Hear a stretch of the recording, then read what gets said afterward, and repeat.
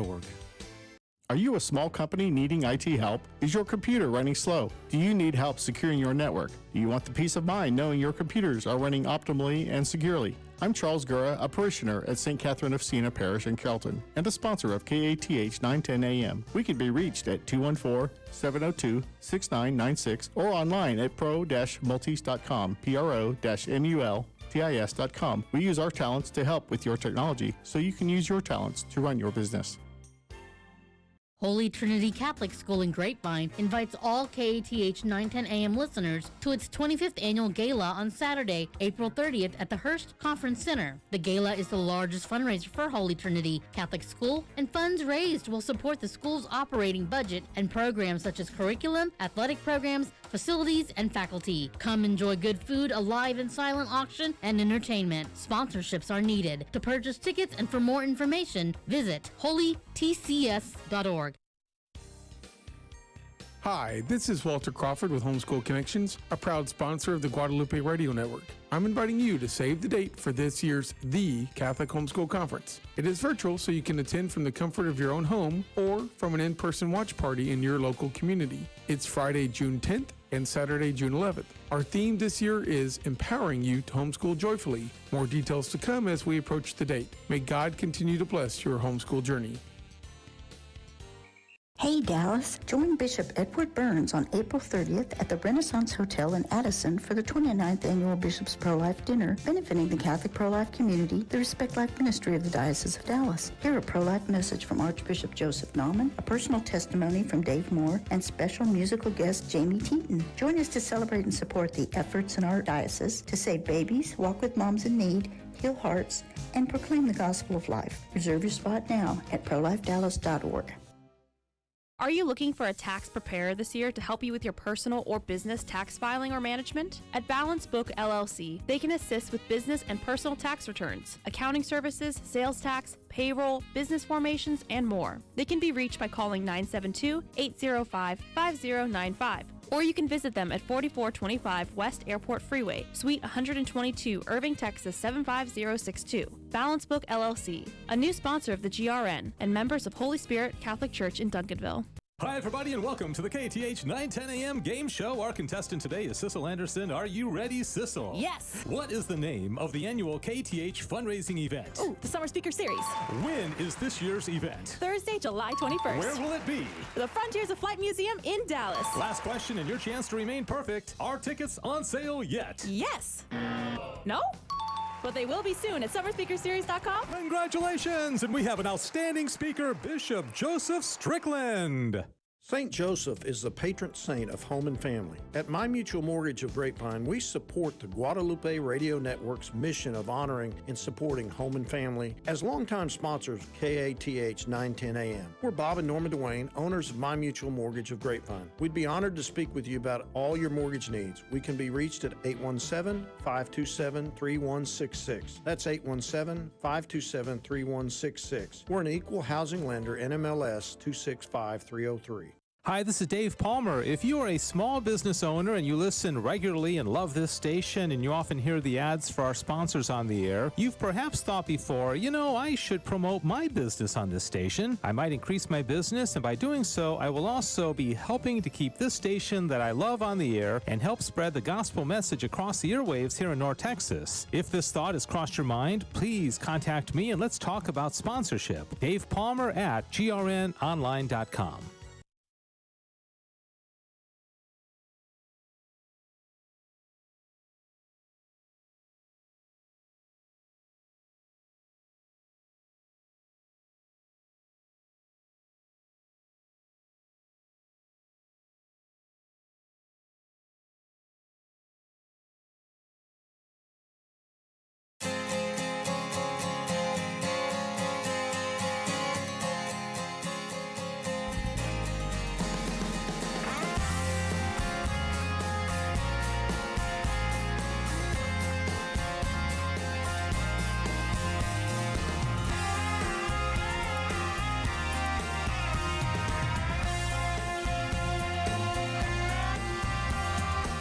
Welcome to Back to the Father, a show about the journey of life focused on our final end, which is God Himself, our loving Father.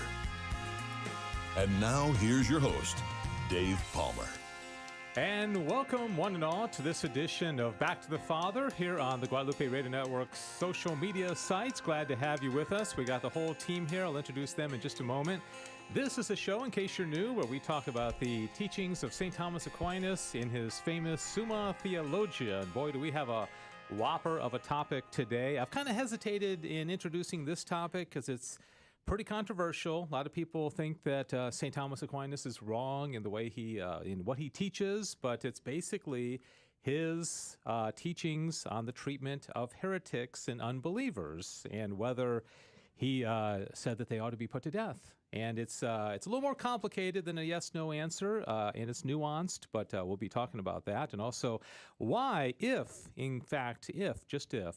Thomas Aquinas did endorse putting heretics to death, what would have motivated him to do that? So that's the topic today, kind of a light topic on a fun Friday, but let me introduce the wonderful cast of characters here on this show, starting off with Sissel Anderson, who is not wearing a yarmulke.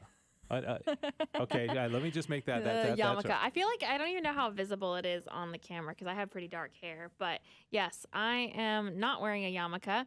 It is like a 1950s little, I don't know what you call this. I was trying to look this up. Like, what on earth do you call this? You never have names for any of your hats. Listen, hat history is complicated. And no one's gifted me a book about the history of women's hats. So I'm really be like 2 minutes. When's your birthday? 2 minutes of May research. 29th. That's all it would take, Sissel. 2 minutes of research before the show. Dave, I looked up and I found an article that had like 200 hats that looked only minutely different, so I don't know which one this is considered. There's like 200 different kinds of hats?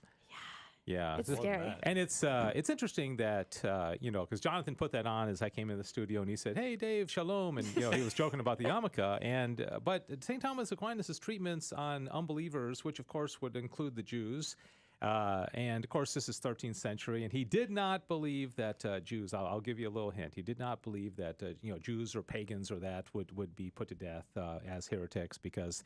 Anyways, I'm getting ahead of myself. I'll explain that. But Happy Easter, by the way. Happy Easter. Happy Easter. Yeah, as we talk about this light topic today. This is Jonathan von Weber-Hansberg. Hello. And he has some very exciting news to share with us. I do. I was just accepted today into the University of Dallas. Woo-hoo! All right, happened today. Of course, it was very providential. It happened here. Yeah. In the studios. I was just talking with Sissel about how I was hoping to hear back from them soon, and then I checked an email right after that, and then I got the email. So they do it via email. Mm-hmm. I guess so. Did it come from the admissions office, admissions from Dr. office. Sanford, or what? You got a personal phone call. Okay. Okay. And then did you press A to accept? I mean, do you accept right then, or I'm sure you called your parent? You have to pay the money to accept it. Yeah. Okay. Jonathan's like, yes, check that box. I accept. B, I do not accept. See, but that's pretty exciting.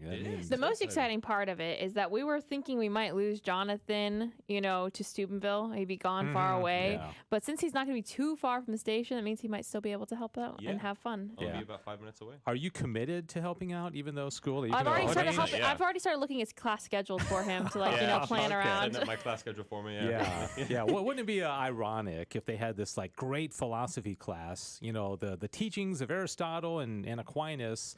Fridays at 2:00. I think what you should just say, can I clip out of that? Because I already am taking a class. I'm taking back to the Father. From a master's student from UD. So I think it would count. You could say, I could teach that. Tell that to your philosophy teachers. Sure. Yeah, I could teach that. I've been a co-host on Back to the Father for the last year. All right, and not to be forgotten, Diane Xavier's on the other side of the glass. She's our producer, and you see her when Jonathan moves over. Otherwise, he eclipses her. My large Happy head. Easter. Yeah, happy Easter to you, Diane. Good to have you with us. Okay, let me get my pronouns. Have you with you. With you. With you. And if you want to talk to Diane and get on the show today, we'd love to have you on. It's been a while since we had a call, but it's nice to hear your voice if you want to. This is a big topic. I'm sure everybody, it's kind of hard not to have an opinion on this. Yeah. I don't know, kind of ambivalent about that, the killing of heretics. 877-757-9424, 877-757-9424.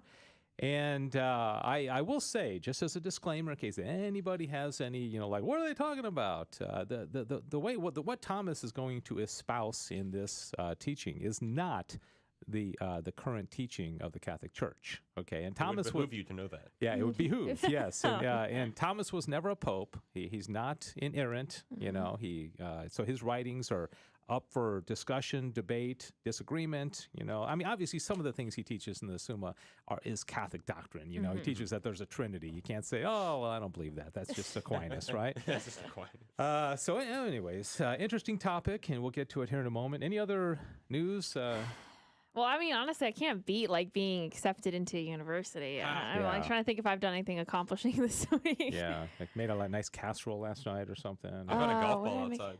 You did what? I found a golf ball outside. Yeah, that's still not quite as exciting. You don't have to top. You don't have to top the university. I rolled down a hill yesterday behind my church. My church is on top of a beautiful hill, and I rolled down it. That's all you got. That is all I got. I think I proved myself as one of the coolest member of our college young adult group. Yeah. As being one of the few people who actually rolled down the hill. Yeah. You know, but we always had to be prepared for that question when somebody's like, "Hey, man, how's it going?" You know, you get that, "How's it going?" I mean, that's just like, whoa. I don't know.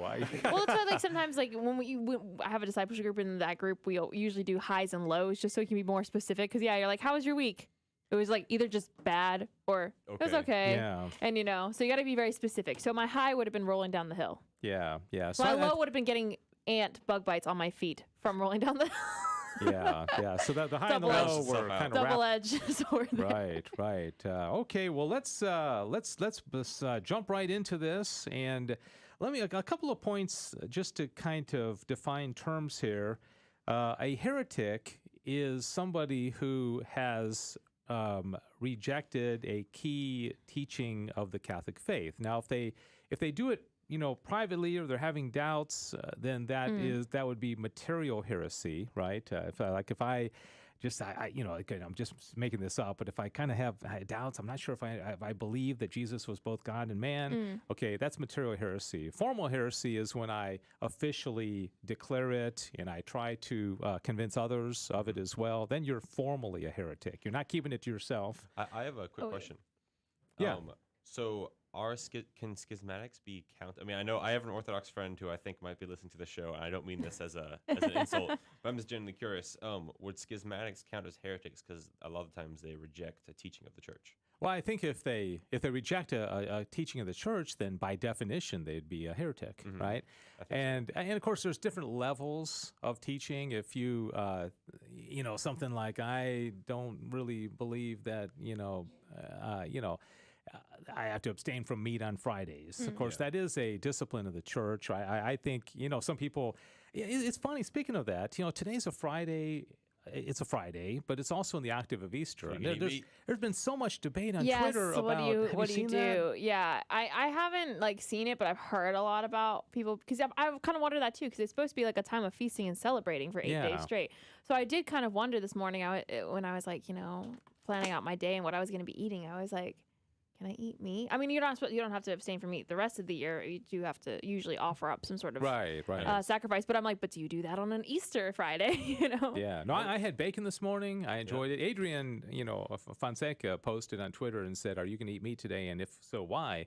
And I said yes, because it's a solemnity and it tastes really good. Oh yeah. Okay, those are my reasons. In order. I think that's a pretty legitimate reason, Dave. Sounds good to me. Yeah. I have a question about when you were mentioning material heresy. Is that what you call it? Yeah. So for something like that, if someone's just having doubts within themselves and stuff like that, would that be considered like a sin, or is that just something that they need to work through? You know what I mean? Does that? Yeah, right. If it's, I think there's different gradations. Like if I'm questioning or just struggling the church's in faith, teaching on, whatever the divinity of Christ, and I'm having an honest, conversation with myself. I'm praying through it, and I don't quite, believe that teaching. I think that's an honest, trying to figure it out, and maybe you go talk to a priest and you say, I don't know if I believe this and all that. I don't think that's to the degree of sin. But then the moment you say, I think what I believe is more important than what the church teaches and what Jesus Christ has handed down through, the apostles, then it becomes a sin. And then when it becomes public and formal heresy, then that's bad. Now, if you get to the point where you're like, I totally just absolutely no longer want to be a Christian. I'm done. I don't believe in being a Christian any longer. Then that's apostasy. Okay, and that's not. You're not talking about one or two There's doctrines. just an overall abandoning of it all. You're just abandoning it altogether. Apostasy is I guess worse than heresy, right? And then schism. I think schism by its very definition, I think, would be heretical, right? Yeah, that's true. Yeah. Yeah. So, okay. All right. Good start to the conversation. And thanks everybody for joining us. Do comment on the social media sites. We are on Twitter. We're on Facebook, 2 different YouTube channels. And Sissel will try to keep track of all of them and let us know when you do comment. All right. So that's that. And like I said, this it's a complicated kind of story, and but it continues to be in the news today. I went on, every day I go to Fox, CNN, USA Today, all these different websites. On the USA Today front page, there were no fewer than 3 or maybe 4 stories about the death penalty.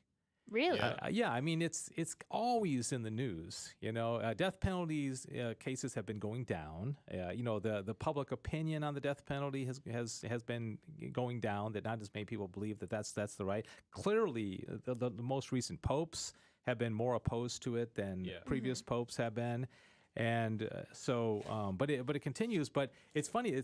It's not funny. That's probably not the right word, but the reasons people always put up in our culture for death penalty are always very much at the temporal level. It's murder, it's whatever, rape or terrorism or killing a police officer. All horrible things, of course. But the question of like death penalty for spiritual sin or like abandoning the faith, it's not even in the conversation anymore. Yeah, it's not even something that anybody's even talking about, right?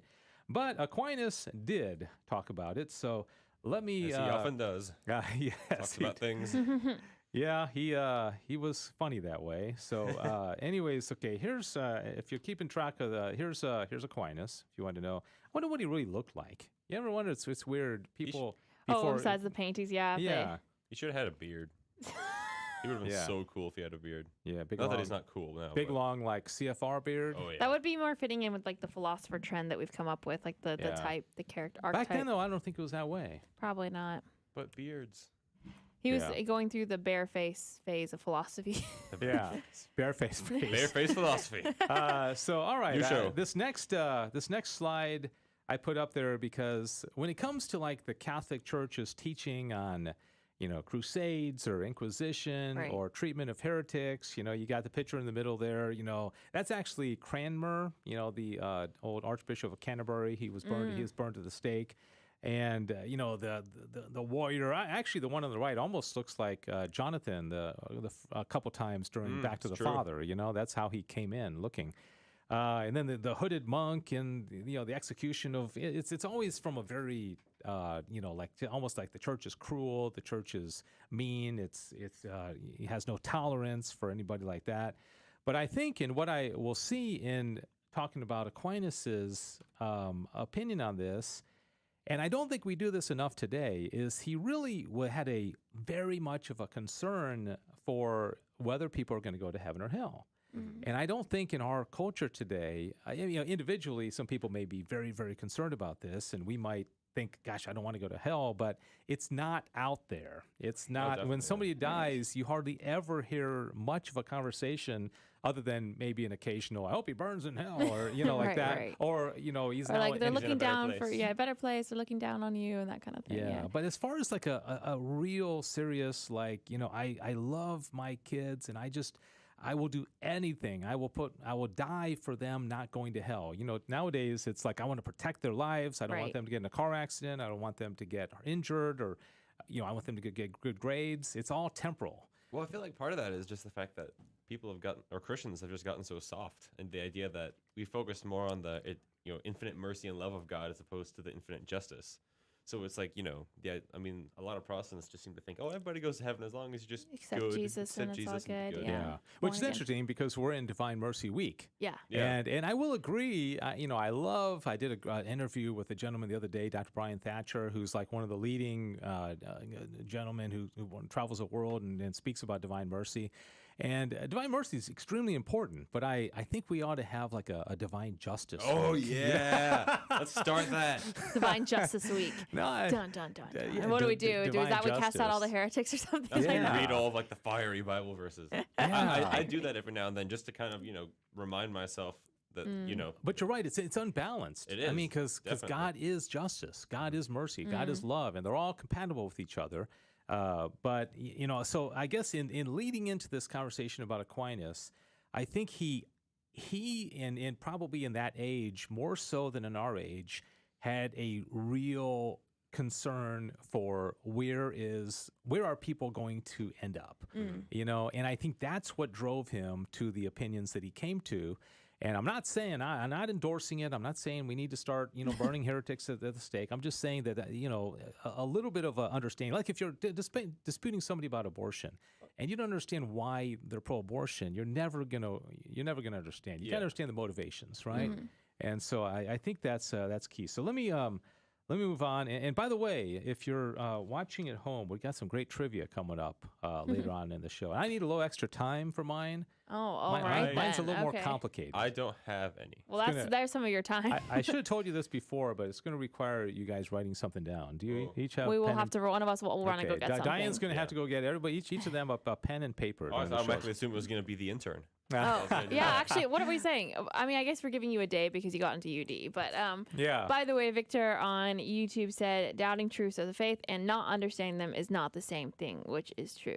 That is very true. right. I think the idea of a heresy, you have to fully understand something to then Reject turn it. against it and reject it. Yeah. Yeah, so somebody who's never been taught the or faith, he just and- misunderstood how a particular teaching you've been was taught wrong or presented. If you've been taught wrong, then that's not. 100% on you. Although Aquinas would say that You have the to believe in that there is a God is natural. It's not supernatural. It's not Right. something that you need. So there's really no excuse for atheism. I mean, like a person can't say, "Oh, I never was taught that there's a God." There's really no excuse for that because we can come to that conclusion through our natural knowledge, according to Aquinas, anyways. All right, so let's a few articles here. There's not a whole lot, and here's another picture of heaven, by the way. Wouldn't you just like to be there? Do you see that picture of the I know. angels? Oh, that'd be nice. And Thomas says in heaven we can kind of move around just by our will, and you kind of float around. Teleporting around. I'm just going to teleport after you a bunch when we're in heaven just to annoy you. But Dave would not. Why? Would Dave not? Would you be able to be annoyed in heaven though? Dave? No, exactly. because there's no negative emotion. It'd just be Exactly. fun then. So I would just be like, "Oh, Jonathan, thank you for flying for around Thank you for me. poking behind my shoulder all the I time. think you're wasting your time, but it's not bothering me because I'm in heaven. I was like, there's probably better places. Wouldn't you? There's somebody else you'd like to talk to? Like, Besides Dave. go see. Sort of, Dave, I I mean, think that should be flattery that he wants I to hang know. around It's like, you. oh, instead. there's Augustine over Yeah, there, yeah, and you know. Jerome, and Pope John Well, to Paul be fair, II. you probably are going to be following St. Thomas Aquinas around. So John You're just kind of on I'll my. just be wherever you are because I'm following Aquinas. Well, I want to find Jesus first. Yeah, that's true. And then Well, I'm sure Aquinas. Aquinas is going to be near Jesus. It's just a never-ending chain. There's a circle going around. Yeah, like a conga line or something. Like everybody just, with Jesus at the front. Conversation got a little derailed. Okay. All right. Yeah. Okay. No, Let's get back to the Father. Okay. So here is we're kind of leading into this. If we're going to understand this, is. And we've talked about this before. What is the greatest sin? Okay, and I think it's important to understand this if we're going to understand why Thomas taught the way he did, is that he believed, and I think it makes a lot of sense, that the greatest of all sins, the worst of all sins, would be the three sins that are contrary to the theological virtues. So unbelief, despair, and hatred of God. Okay, that's worse than genocide. It's worse than abortion. It's worse than racism. It's worse than rape or murder or, you fill in the blank. Anything that happens here below, flying planes into buildings, which is horrible. I mean, all these things are horrible, but Thomas would say to not believe in God is worse than that. And that's not something that we typically hear. Yeah, okay, so that's a difference. Right away, Thomas is saying the very, very worst thing you could possibly do is not believe in God. Or despair of God, of your hope of gaining to heaven, or hating God. So those are the very worst. So if you get into that mindset, it might make more sense what Thomas is going to teach, right? Yeah. Okay, so then the next parts, he says, whether one ought to dispute with unbelievers in public. And, if you're sitting at home and you want to read this, you can. But I'll kind of summarize it. Big one. Pause the video. Yeah, there's, because if you're watching the recording of this, then you just pause it and, open up a can of beer and just say, okay, let me see what he has to say here. You need beer to be able to read the Summas. Yeah. No, sitting in, I know you're not of age yet, so I'm not talking to you. I'm going to talk to Sissel because she's of age, because I'm not going to be like Socrates corrupting the youth, because that didn't end so well with him, But no, okay. But yeah, anyways, just sitting at night, and if you're an adult and you just drink an adult beverage and read some Summa. Or some chocolate milk for Jonathan. Yeah. Hey, I would also drink chocolate milk. Or just warm milk. There you go. Warm Apple milk. juice. All right.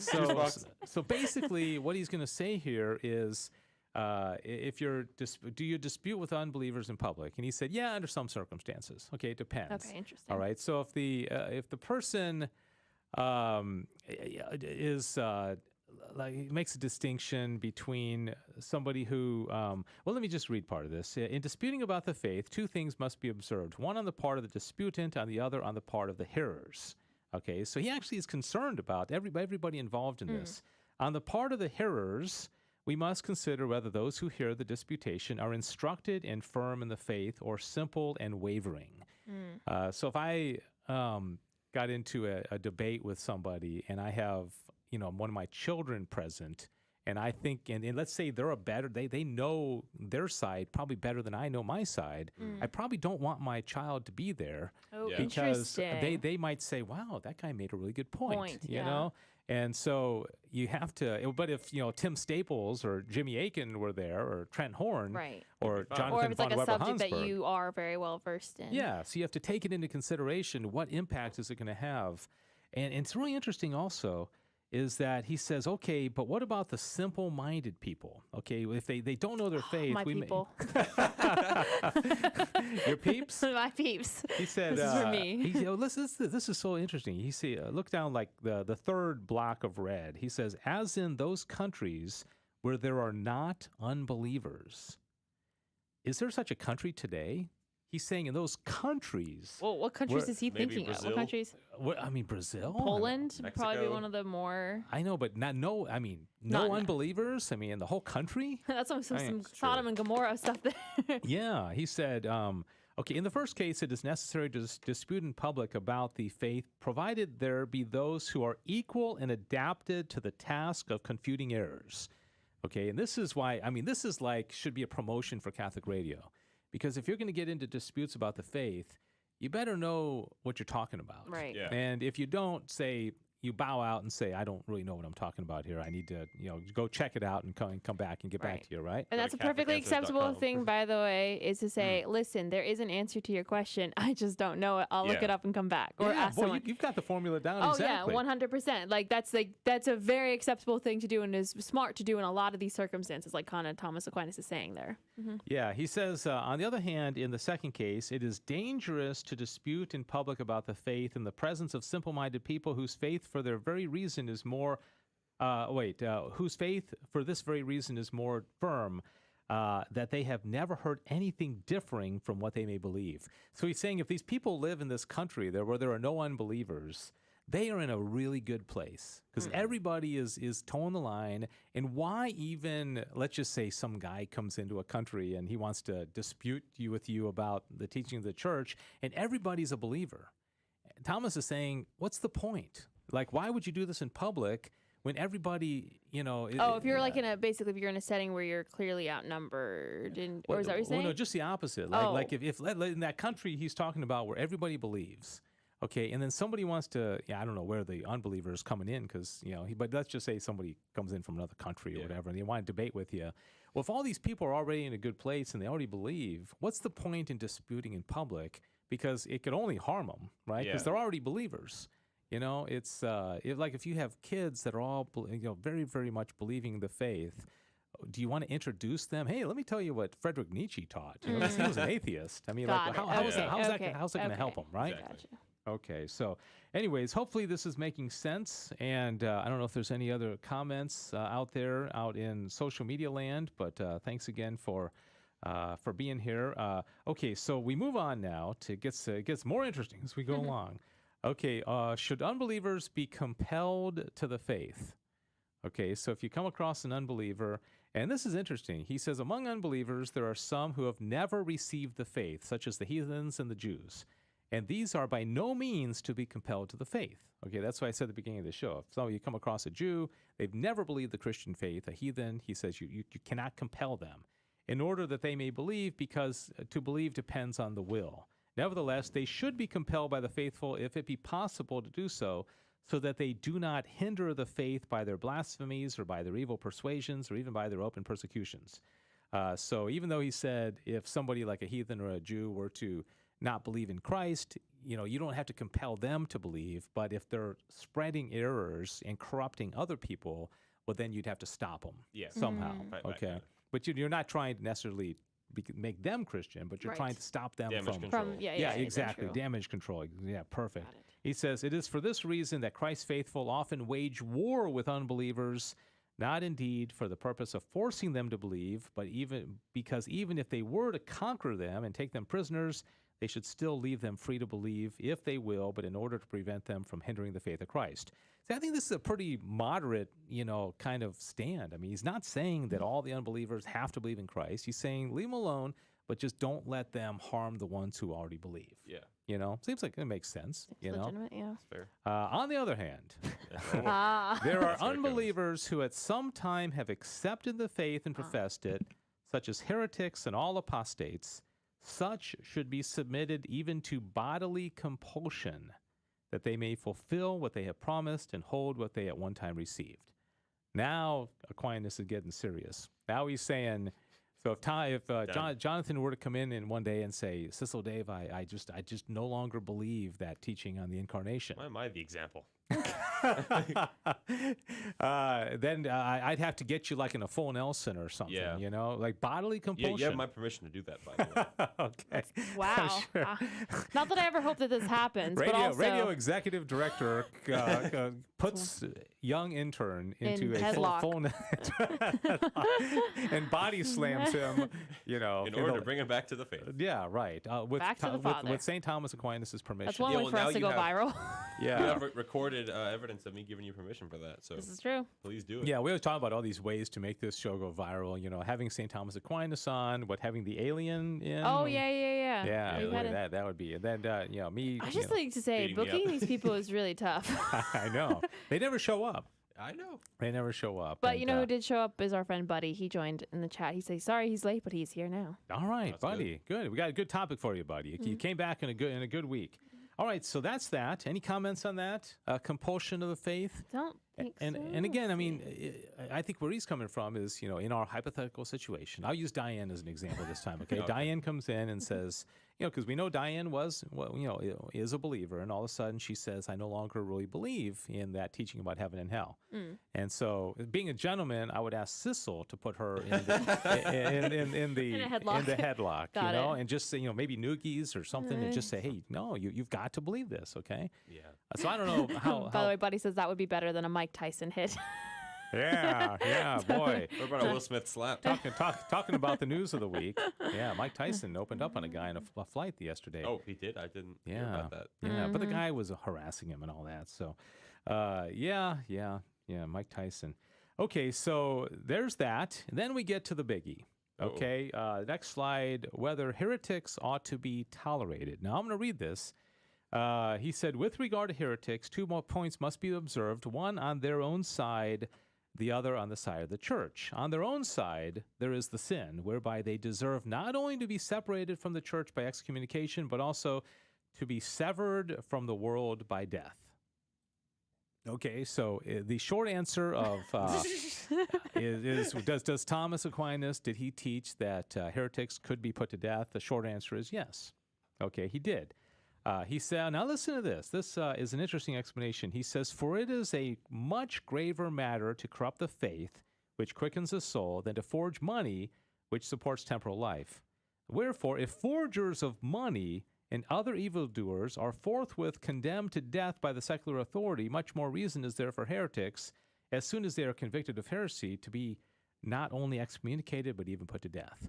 So back then, people were being put to death for a lot of things. I mean, if you forge money, You're not going to be put to death today, right? Right. No. Okay, so you got to assume if they're putting forgers to death, they're putting murderers to death, they're putting rapists to death, they're probably putting, robbers to death. I mean, there was a low bar for the death penalty.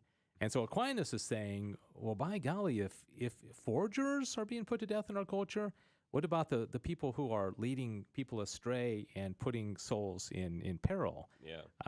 Doesn't it seem, since you're pretty much condemning a lot of other people to death for lesser matters? I actually kind of came to that reasoning myself a few years ago when I didn't read in Aquinas, but it was around the time I started reading him.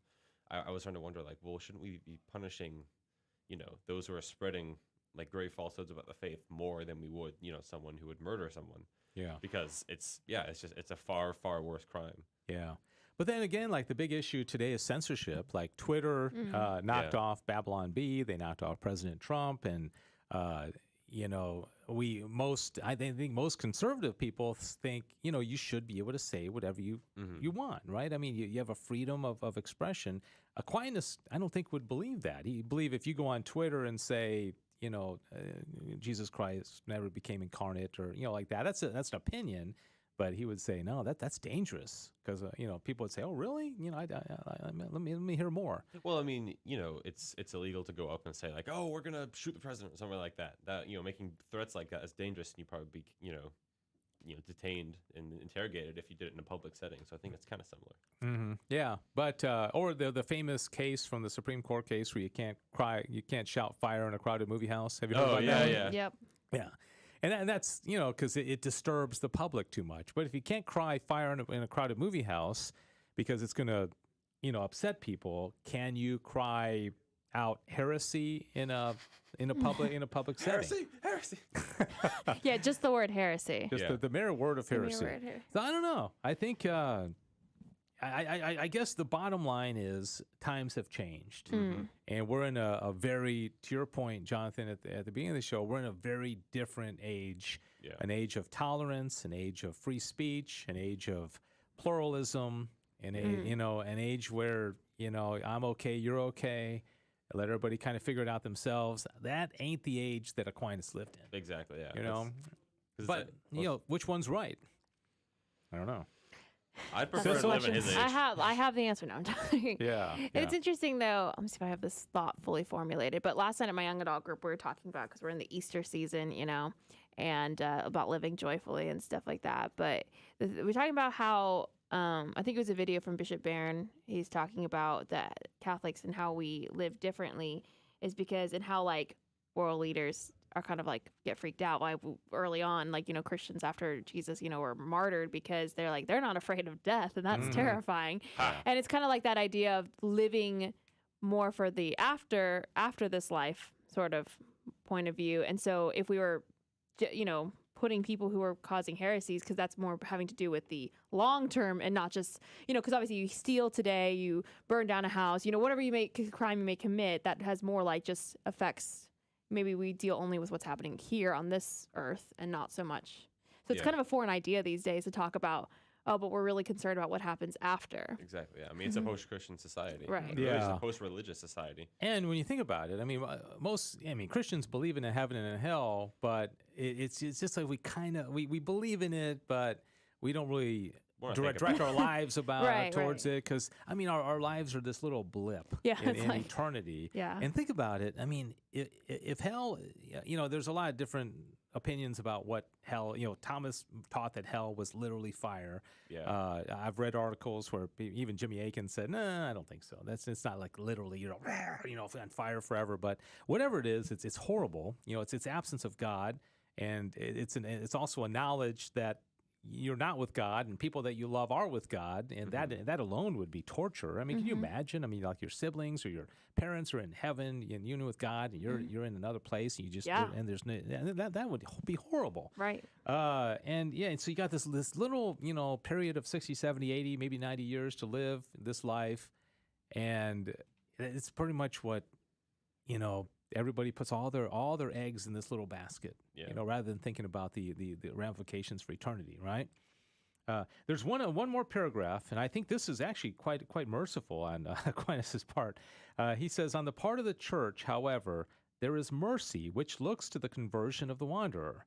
Wherefore she condemns not at once, but after the first and second admonition, as the apostle directs. But after that, if he is yet stubborn, the church, no longer hoping for his conversion, looks to the salvation of others by excommunicating him and separating him from the church, and furthermore delivers him to the secular tribunal to be exterminated therefore by the world by death.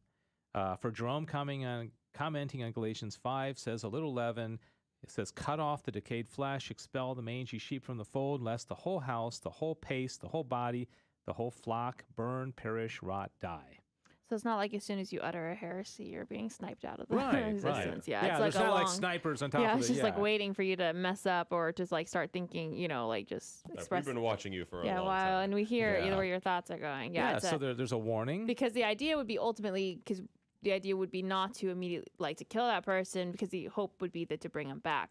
But if it's hopeless, or at least it seems like it's. So if the person is just absolutely obstinate, I should say, then Aquinas would say that person could be put to death, be excommunicated. But notice the church doesn't do the execution; they hand him over to the secular tribunal, right? Yeah. Interesting. And then he says, Arius was but one spark in Alexandria, but as that spark was not at once put out, the whole earth was laid waste by its flame. Okay, so Like Hitler. and Hitler was a spark. yeah. But then there's also that thing about what if we could have aborted Hitler when he was in his mother's womb? Yeah. And That's would not be immoral. can't do that. Oh no, I lost my train of thought. Hang on, it's gonna come back. It's gonna like come back. Yeah. So, anyways, just to reiterate, speaking for myself, and I think everybody here, we follow the church. The church is not killing heretics right now. They're not sending them to try, to secular authorities. And so we follow the teachings of the church. But I wanted to present this in order to better understand why Aquinas. I think if nothing else, his motivation, his intention was for the eternal salvation of not only people who would be affected by the heretic, but also for the heretic himself. Right? Absolutely. Before I was Catholic, I went to a Presbyterian church, the Presbyterian Church of America, different than from the PCUSA. It's PCA.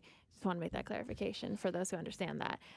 But they had obviously not Catholic, don't follow, the Pope or anything like that, but they did have a church hierarchy. Yeah. And I have witnessed an excommunication in that church. Oh, really? Yeah. Like a public excommunication? Yeah. Really? Yeah, it was so a church. They brought the person in? No, the person wasn't gone. They were gone, but Gone as in... Like they had left, they were no longer attending that church, but yeah, it was a messy situation. And but they still were trying to, they wanted to make it closed off that they could not come back to that church until they had repented of the sins that they had committed. And so it was quite the experience, because it was one of the elders in the church that came up in front of the whole church. Now it's a church of 150 people, but just had to come up and just read out this whole thing and just be like, this person has forged. Did you know the person? Yeah. Oh, you knew the person that got excommunicated. Yes, I did. Yeah. And he was not present. He was not present. Okay. I think his wife might have been, though. Oh, wow. Yeah, did she know this was coming? Oh, yeah.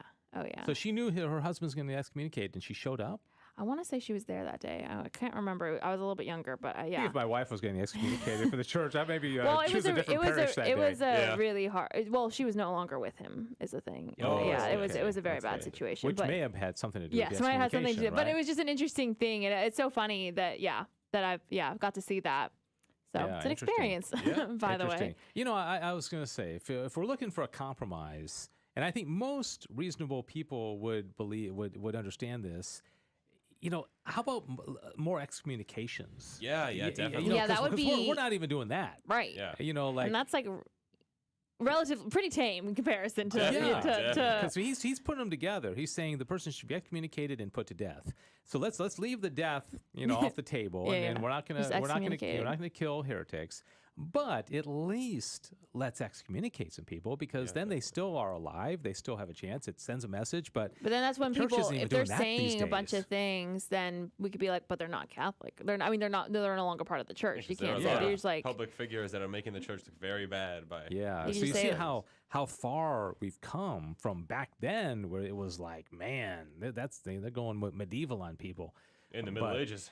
of all times. Exactly. I guess that's the time to go medieval on people, during the Middle Ages, right? I've got a couple of comments from Buddy I'd like to catch us up on. okay. First, he said the Catholic Church needs to listen to St. Thomas and the flock would get back in line. And then he also said, talk about heresy. Apparently, Burger King in Spain put a commercial out using the Eucharist in comparison to a burger. Wow. Oh, Which goodness. is unfortunate. And So then we he, need to execute Burger King. Yes, Execute. Burger Let's King. find him. No, just the character. The king, you know? exactly. Character. Yeah. And he asked, how does this teaching fall in line with the church's prohibition of the death penalty? If the church does not do anything, heresy spreads like a cancer, like i.e. a transgender movement. Yeah, so he's obviously, well, he said it. He's sympathetic to Thomas's. So how does this have to do with the church's position on the death penalty? Well, I mean, I think it's kind of apples and oranges because if somebody, rapes somebody or murders somebody, and then you pursue the death penalty, it's on a very temporal level, right? Exactly. Yeah, so it's really a whole different story. I mean, you could oppose the death penalty for forgers or murderers, and then say, but since this is such a bigger crime, denying God, or then I'd support that. And I'm just speaking hypothetically. Yeah. Can you imagine if we show like the bishop just showed up to like the government and just like, here, I'm handing this person over for execution. Because of the way the culture is, like how completely. Oh yeah. Everyone would be like, I'm sorry, what? Because they said what? Yeah, right. And that we care why? And also executions are going down. That they're too. going down quite a bit. So even the idea of executing people for temporal matters is falling out of favor, much less.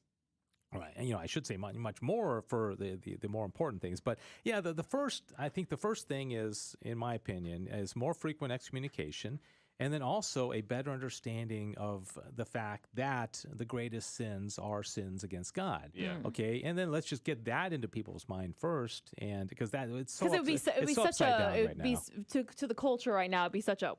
Like, what? Oh, yeah. We went Yeah. from here to execution? Like, what? Yeah. Yeah. We need to get that idea, Yeah. more Yeah.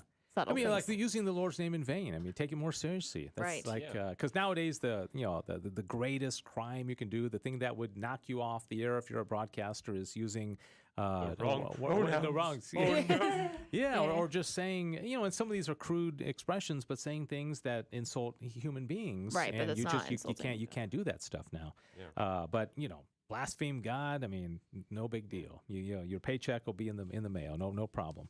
I will say this is kind of right, random side tangent, but when we were talking about that, taking the Lord's name in vain, there is a song that I've heard on when I was on the radio, and it has the D word in it, right? But it has God in front of it. Yeah. But they silenced God and left the And just which I thought was just like, interesting, "Brr." and Yeah. then just the D word. Yeah. And so I thought that was interesting because I was heard I was kind of like, huh. So to an extent, they realized that the worst part of that was adding the God into it, which I thought was kind of a positive. I would prefer that the word not be in it at all, but like. But there's only one person that can do that, anyways. I mean, only one. The word. Well, that's what I'm saying. I would rather not have the word at all. Right. Yeah. But I'm saying in that circumstance, at least there was this idea. Like I don't know what the thinking was behind that, but you're like the other thing. interesting. Euphemisms. I say all the time, like gosh, or It's hard. Those are hard. Oh my goodness, Oh my gosh. goodness. I mean, even euphemisms. But if you took those out, boy, we'd be in trouble. That's the thing, is that you can also get like too. I remember because like a Protestant, sometimes it was a little bit too strict. I remember I would say, "Oh my stars." Was like my go-to, and then some people were like, "Oh, that's technically," they try to read into that was too. I was like, okay, It's like astrological or something. I was like, well, and that's why I say things like, well, snickerdoodle and crumpets. Like I just went to food, and that sounds kind of, I don't know, kind of nerdy. It does. Which but God's not God. You can still get to heaven as a nerd. I mean, not as a heretic. I mean, St. Thomas got there, right? Or you also have a big piece of paper on your head that says nerd. It's like people don't know what to say these days. Like good grief. People, what does that mean? Good grief? That's like Charlie My Brown. sister says heavens to Betsy. Yeah, or the holy cow. I think that's a reference to Hinduism, right? Oh, is it? Yeah. A holy cow. I mean, what's a holy cow? I say holy macaroni. Holy. I don't know. I don't know what. That's a reference to Chef Boyardee or something.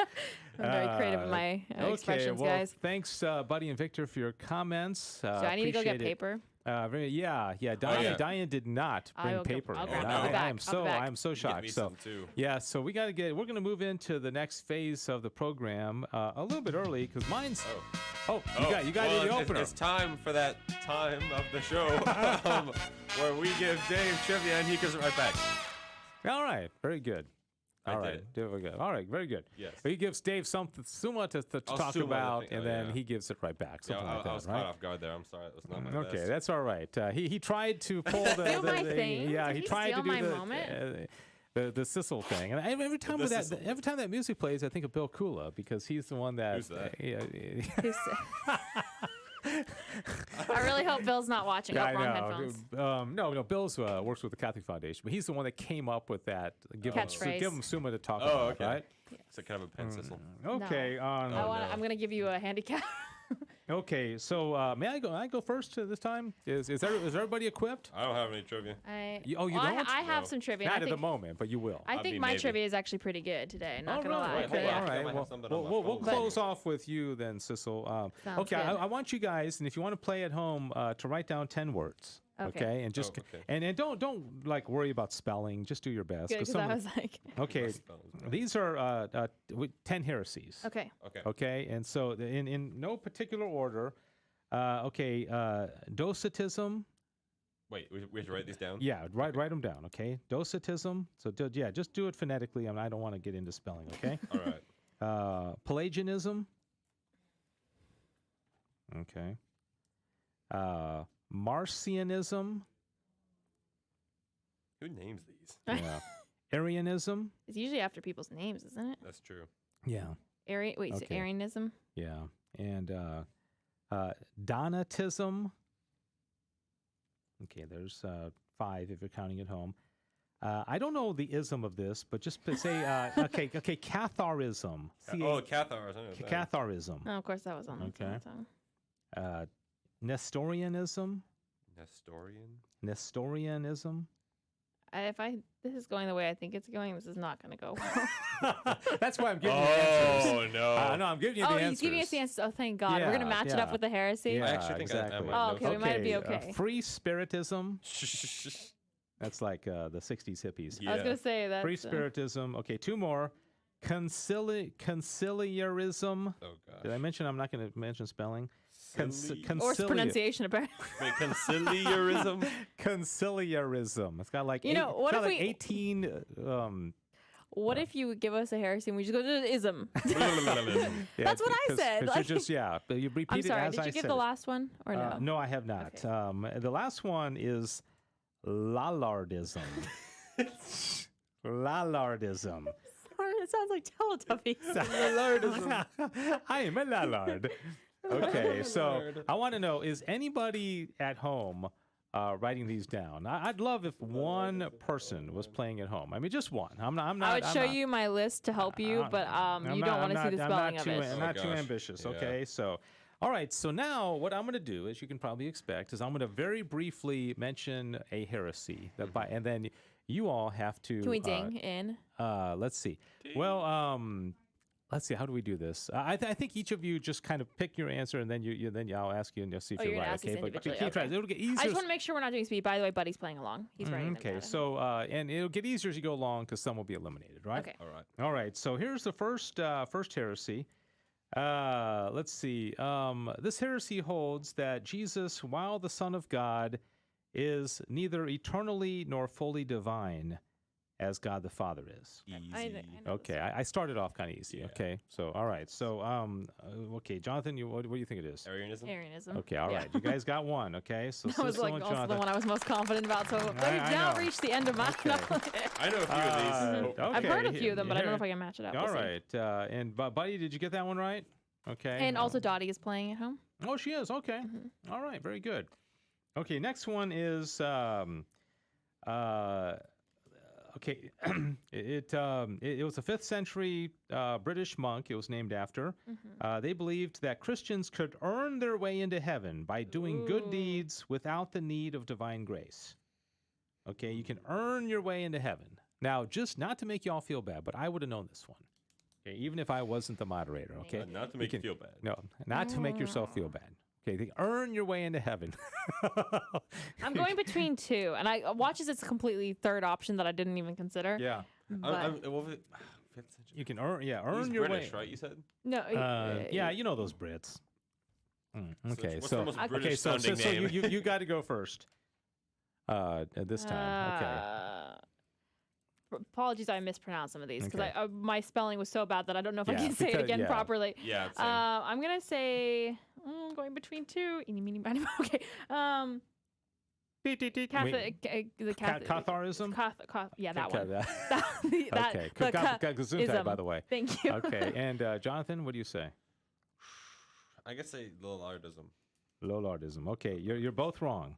That is. Is that Very good. Pelagianism. That was the one I was going between. Oh, come on. Okay, we'll keep track. And Buddy got that one right. Oh, okay. Of I course, should have just looked at the comments and had Buddy's help. Yeah. Hey, and Buddy, you got to hold off and just let us know if you got it right. No. He's usually delayed anyway, so it's not. Okay, so here we go.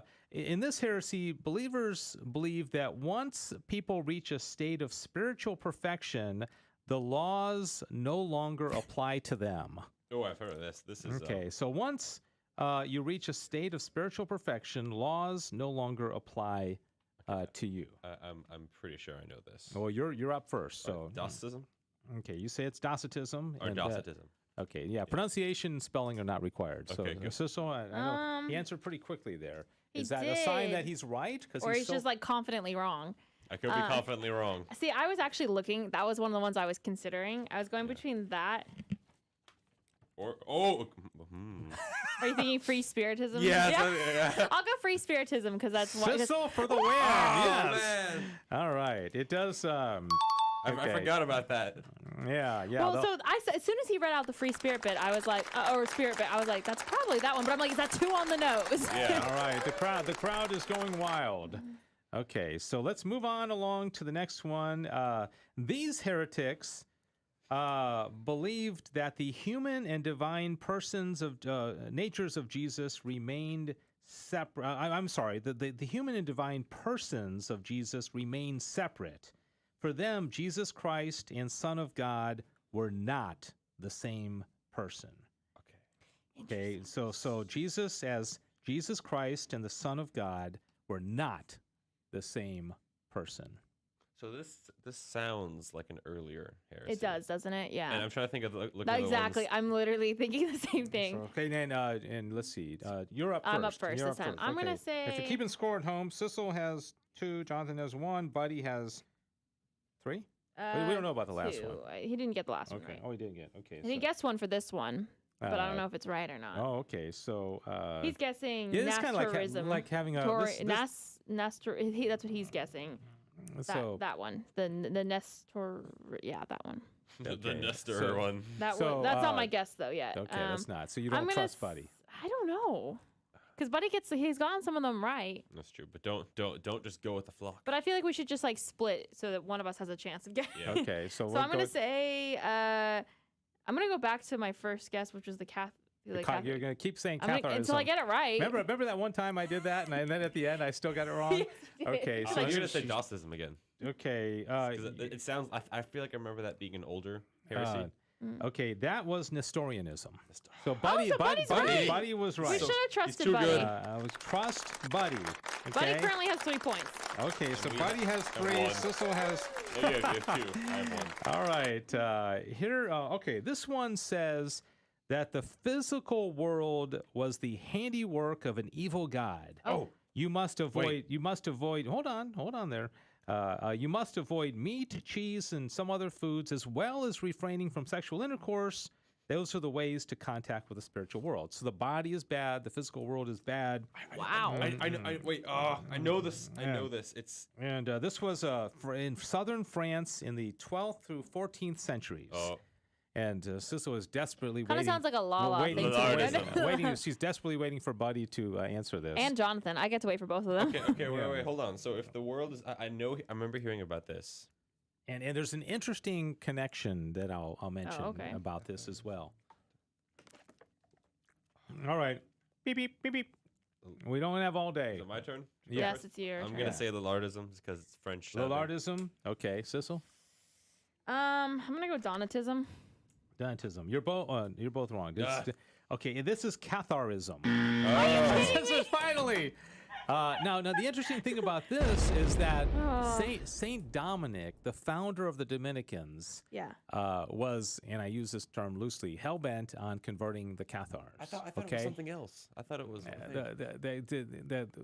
the heresy that he was concerned about, because they're making this dualism between the body and the spirit. Yeah, but I thought it was called something else though, not Catharism. I thought it was well, I don't know. So to Buddy, I'm not sure. Buddy did not get this one right. Buddy did not get that one. Okay. Nope. All right. So we're down to a few more here. Okay. These people believe that church councils hold ultimate authority and even have power to depose the Pope. I'm doing really bad. Okay, I'm just at this point, we've got 5. I'm just gonna go for it. I'm gonna go with the cons. I don't remember. Conciliarism. Yeah. Okay. I'm going with Donatism. Donatism. Sissel is correct. What? Okay, this had to do with knee-jerk reaction. When they're talking about councils, councilism, having ultimate authority. That must be what my brain was at. I don't know. I didn't think I felt. Okay, we're down to 4. This heresy was inspired by the teachings of John Wycliffe, a controversial philosopher and theologian in the University of Oxford, rejecting transubstantiation, the powers of the Pope, and many ceremonies of the Church. They advocated for what some have called a premature reformation. Okay, Lillardism. That's the most modern sounding.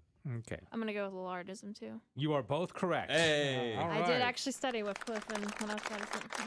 All right, so now we're down to our final 3. These heretics declared that baptism and other sacraments administered by so-called traitors, Christians who had repudiated their faith, were invalid. That's Donatism. Maradi is blah blah blah. Sissel is right. Donatism. Yes.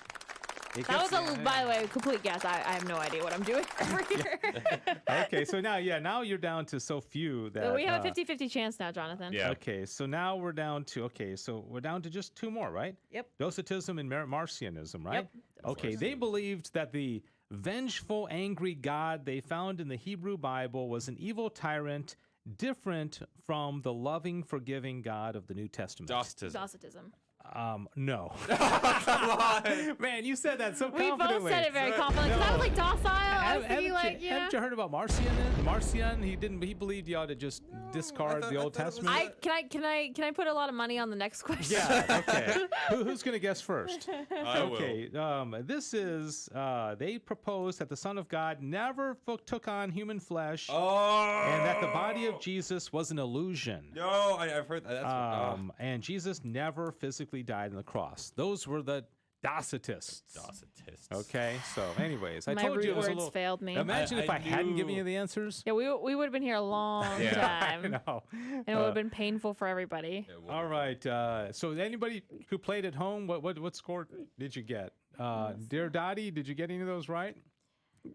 I can just imagine all of America sitting there with their pad of paper. And they're back to the Father on the TV screen. Yep. Yeah, just like. We're basically the new Jaws. Exactly. Jaws?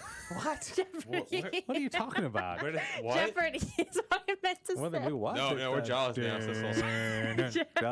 Like sharks in the water? I don't know if you have all have realized this or not, but it's a very common joke in my family that my mouth and my brain don't always connect properly. Yeah. So what were you trying to say? Jeopardy. No, Jeopardy. Oh, okay.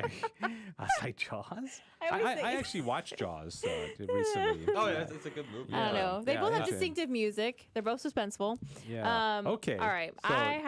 So there's 2 ways we could do mine. It's all themed, and the theme is invented by Catholics or not. Ooh, that's cool. Oh, Okay, so we're going to talk about some different inventions. How many are there? So I have 6. So what I can either do is I can tell you how many are and aren't. Like there's like this many of these answers that are made and then this many that aren't, or I can just go one by one down the. Let's just do one. Yeah, one by Okay. one. Yeah. All right. Are you all ready? Okay. And I'm just gonna go. You can do it like I did it, where we each give I think the we're answer? just gonna. Oh yeah. Okay. I Is mean, that we okay? can or do. Yeah, that sounds good. Well, all right. you're the rule maker. All right, we'll do it that way. All right, the first one, the piano. No. Yes. What am I talking about?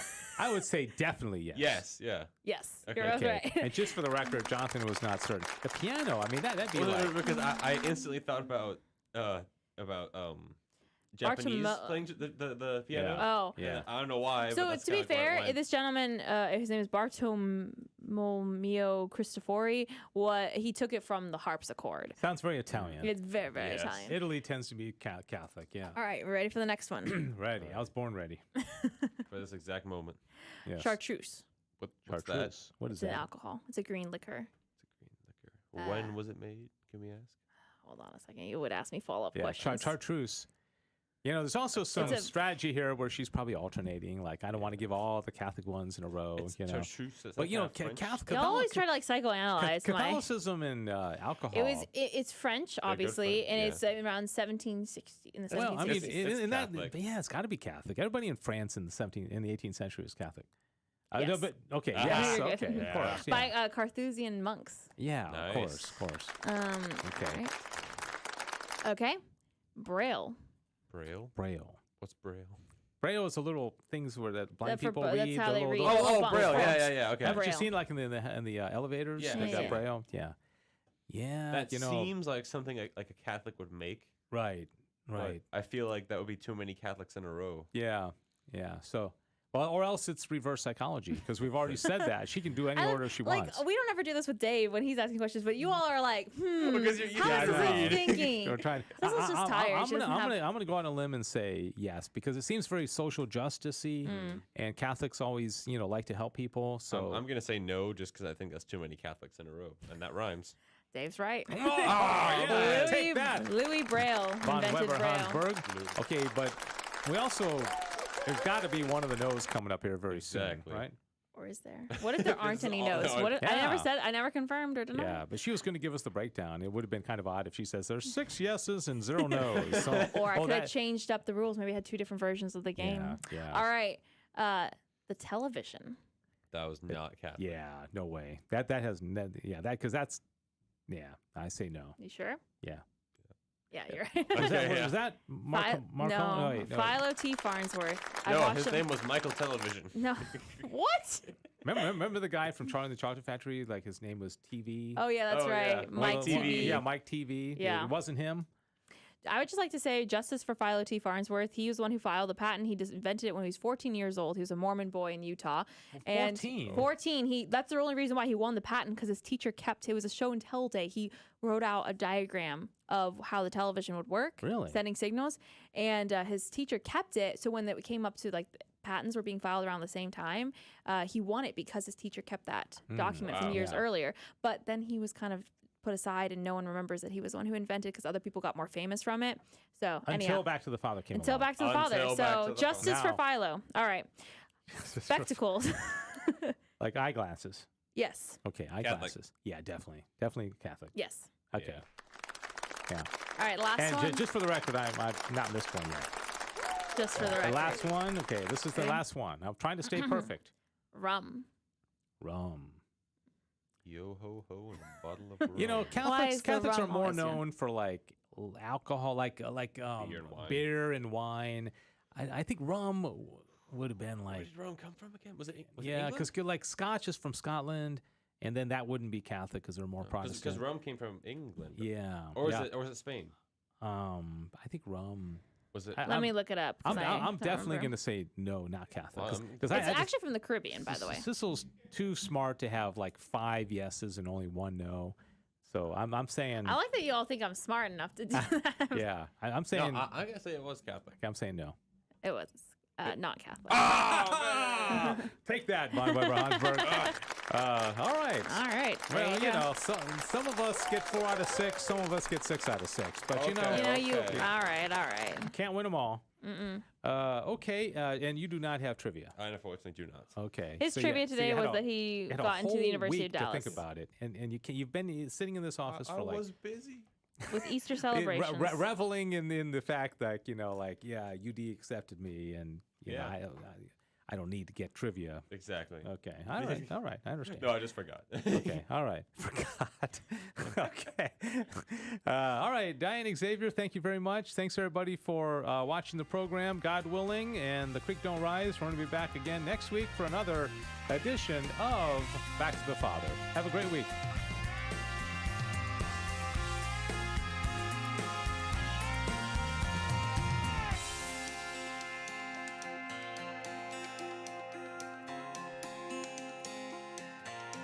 Thanks for joining us for Back to the Father.